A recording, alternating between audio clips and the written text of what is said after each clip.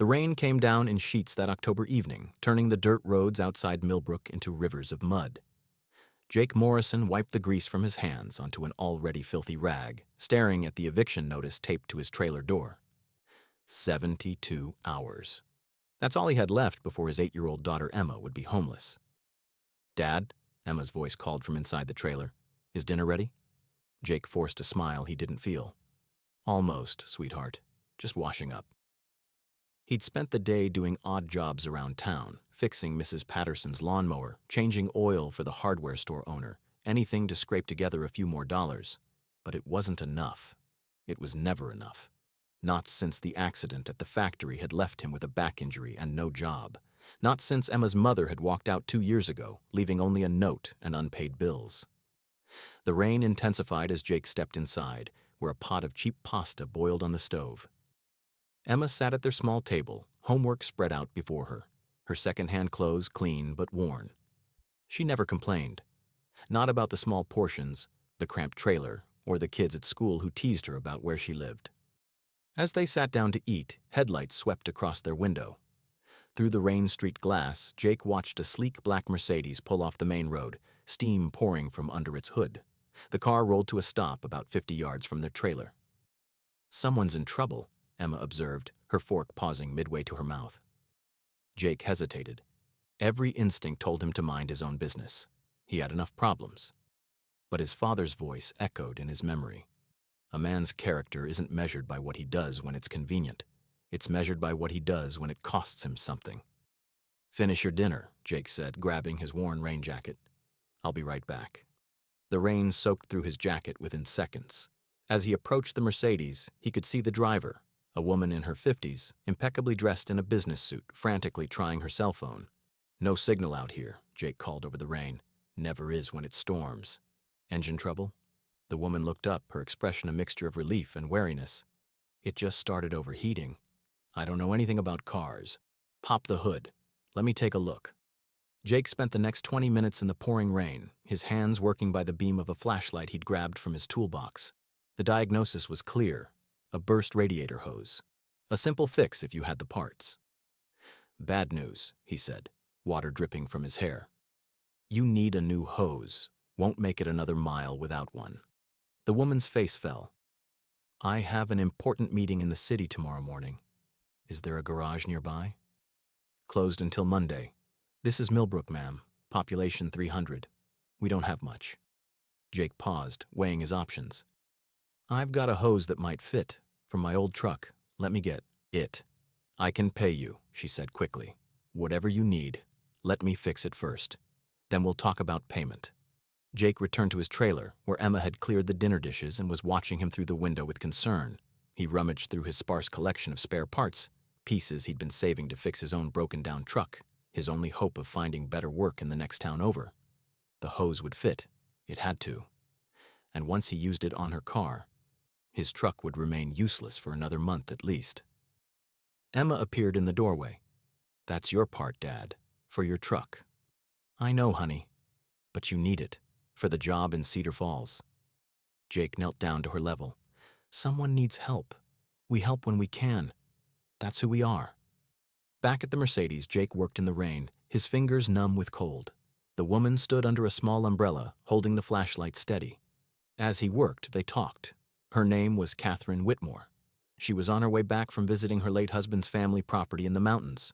She'd taken a wrong turn avoiding the highway traffic and ended up on these back roads just as her car overheated. "You're very kind to help a stranger," Catherine said, "especially when you clearly have your own challenges." Jake didn't ask how she knew.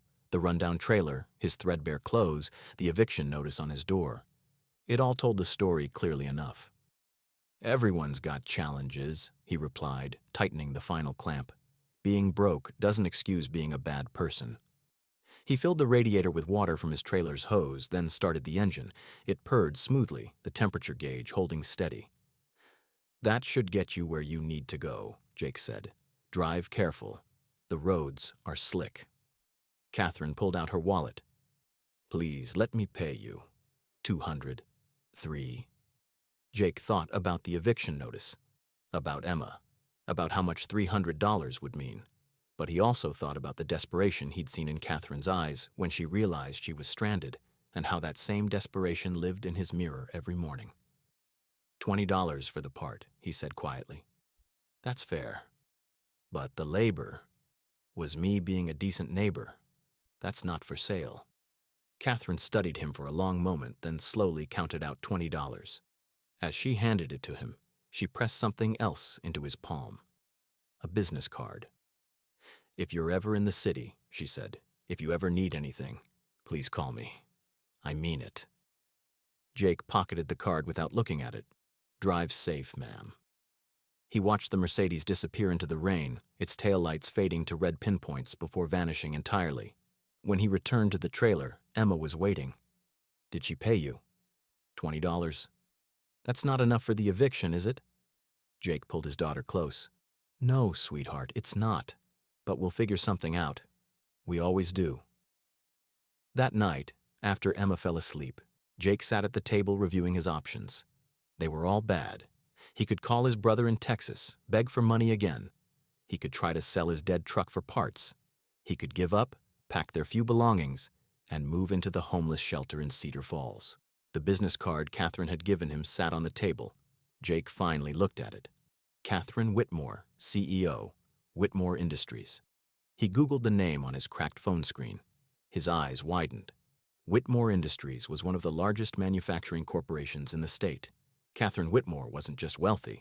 She was a billionaire. Jake set the phone down. It didn't change anything. He'd helped someone who needed help. That was its own reward, even if it meant he'd sacrificed his own chance at that job in Cedar Falls. The next morning dawned clear and bright, the storm having washed the world clean. Jake was outside, trying to jury-rig a temporary fix for his truck using spare wire and hope, when Emma came running from the trailer. Dad! Dad, there's a helicopter! Jake looked up. Sure enough, a helicopter was descending toward the open field beside their trailer, its rotors whipping the grass into waves. Stay back, Emma, Jake warned, pulling her behind him. The helicopter landed smoothly. The door opened and Catherine Whitmore stepped out, followed by two people carrying briefcases and a third with a camera. Mr. Morrison, Catherine called over the dying whine of the rotors. I hope we're not intruding. Jake stood frozen, his wrench hanging forgotten in his hand. Ma'am? What's going on? Catherine approached with a smile. I spent last night thinking about what you did. In my world, people don't help others without expecting something in return. When you refused fair payment, when you gave me that part your daughter said you needed for your own vehicle, I realized I'd met someone rare, someone genuine. I just helped someone with car trouble, Jake said, confused. You did more than that. You showed character when it would have been easier to close your door and ignore me. Catherine gestured to one of her companions, who opened a briefcase. I did some research last night. Found out about the factory accident, your injury, your situation. I also found out you were a master mechanic before the accident, certified in diesel and automotive repair. That's right, isn't it? Yes, ma'am. But my back can be managed with proper medical care and accommodations. Mr. Morrison, Whitmore Industries operates 16 manufacturing plants. Everyone needs a maintenance supervisor. I'm offering you a position at our Cedar Falls facility, full medical benefits, housing allowance, and a signing bonus large enough to cover. She glanced at the eviction notice still visible on his door. Any immediate debts. Jake's legs felt weak. Why would you do this? Because last night, stranded in the rain, I saw how you treated a stranger. How you made choices based on character rather than convenience. That tells me everything I need to know about how you'll treat your colleagues, how you'll run a department, how you'll represent my company. Catherine extended her hand. I invest in people, Mr. Morrison, and you're someone worth investing in. Emma tugged on Jake's sleeve. Dad, does this mean we don't have to leave? Jake looked down at his daughter, then back at Catherine. I don't know what to say. Say yes, Catherine replied warmly. Let me help you the way you helped me. No strings attached except that you bring that same integrity to work every day. Jake's throat tightened with emotion. When would I start? As soon as you're ready. We can have a moving truck here this week to help you relocate to Cedar Falls. There's a house waiting. 3 bedrooms, fully furnished until you get settled. She paused. And Mr. Morrison, the first thing you'll do with that signing bonus? Buy yourself a new radiator hose. You shouldn't have to sacrifice for others to the point where you have nothing left. The camera operator had been recording everything. Catherine noticed Jake's questioning look. I'm starting a foundation, she explained, to recognize ordinary people doing extraordinary things. Your story, with your permission, will be the first. Maybe it'll inspire others to help when they can, knowing that kindness has value beyond money. Jake looked at the eviction notice, then at his daughter's hopeful face, then at the woman who'd appeared in his life like an answer to prayers he'd been too proud to voice. I'll need to give Mrs. Patterson her lawnmower back, he said finally, a smile breaking through. And probably should tell the hardware store I won't be around for oil changes anymore. Catherine laughed. Take all the time you need. The job will be waiting. As the helicopter lifted off an hour later, after papers were signed and arrangements made, Jake stood with Emma watching it disappear into the clear blue sky. Dad, Emma asked, is this really happening? Jake pulled out the business card Catherine had given him the night before, now joined by a contract, a check, and a promise of a better future. You know what I learned today, sweetheart? That sometimes doing the right thing doesn't cost you everything. Sometimes when you help someone, even though it costs you something, the universe finds a way to pay you back. Do you think she would have helped us if you'd asked for more money last night? It was a good question. Jake thought about it carefully. Maybe, but I didn't help her to get something back. I helped her because it was right. The fact that she's helping us now, that's just grace. That's someone paying forward kindness in a way I never expected. 3 weeks later, Jake stood in the maintenance bay of Whitmore Industries' Cedar Falls plant, wearing a new uniform and running his department with the same integrity that had defined his character in the trailer park. His back was being properly treated by company doctors. Emma was enrolled in a good school, making friends, living in a real house with her own bedroom. And on the wall of their living room hung a framed photograph, a rain-soaked man in a worn jacket, fixing a car for a stranger in the storm. Catherine had given it to them with a note. Character is who you are when no one's watching. Greatness is who you are when everyone is. Jake looked at that photo every morning, remembering the night his life changed. Not because of luck or fate, but because when faced with a choice between helping a stranger or protecting himself, he'd chosen kindness. Sometimes the right choice doesn't feel like it pays off. Sometimes it costs you something precious, but sometimes, just sometimes, the universe is watching. And when it sees someone give their last piece of themselves to help another person, it finds a way to give back 100-fold. Jake Morrison had spent years struggling, sacrificing, barely surviving. One rainy night, he'd given away his last hope of escape to help a stranded woman he'd never met. And in return, he'd received something he'd stopped believing in. A second chance. Not because he'd asked for it, but because he'd earned it through the simple act of being a good man when it would have been easier not to be. That's the kind of story that changes lives, not just the life of one struggling single dad, but the lives of everyone who hears it and remembers that kindness matters. That character counts.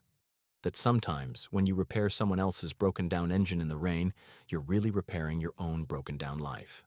And it all started with a choice made in a storm, when Jake Morrison decided that being a good person mattered more than being a desperate one.